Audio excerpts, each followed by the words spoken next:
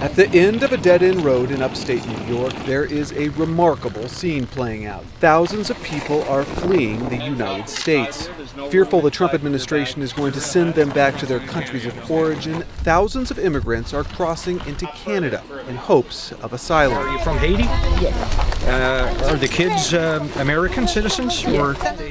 ERLOUNE Jean has been living without legal status in New Jersey for the last 17 years. She says since the elections she's been living with a terrible anxiety. There were tears for me because since I was crying, she was crying too. Because it's a life changing for me. This is all I know. US, from my young age to now.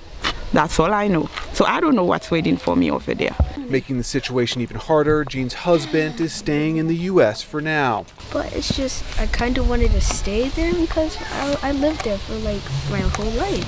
Yeah, I was born in the same house. I never moved, and now here we are. Through word of mouth and social media, thousands of immigrants have heard of the Roxham Road crossing. If they cross into Canada at a legal border crossing, they will be returned to the U.S., but if they cross illegally and are arrested, they can claim asylum. So you're going to be arrested, right? 24 hours a day, taxi after taxi arrives full of people. 10-year-old LENA and her mother are originally from the war-torn Democratic Republic of Congo. They hope to find a better life in America, but now feel Canada is their best hope. In Trump's country, he wants to put us back to our country, so we don't want that to happen to us. So we actually want a good life for us, and my mother wants a good life for me.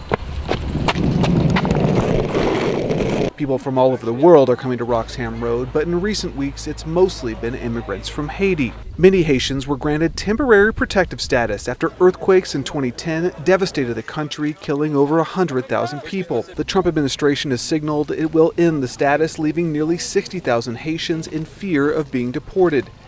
The U.S. Border Patrol says most of the people crossing either have temporary legal status or are in the U.S. on a tourist visa, so they can't legally stop them, leaving the Canadians to shoulder the load.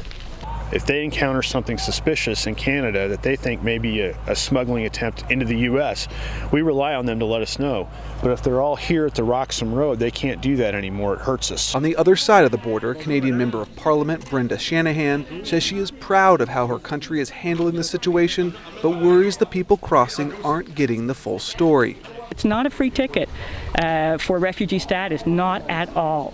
And we would actually like to make that very clear, that regardless of what people are reading on social media and so on, crossing the border here does not guarantee an automatic entry. After crossing into Canada, immigrants are taken to the Olympic Stadium in Montreal until they can find a place to stay or until a decision is reached on their asylum request. It's unclear how long Canada will keep the crossing open, but unless something changes, it's hard to see an end to the flood of people looking for hope at the end of Roxham Road.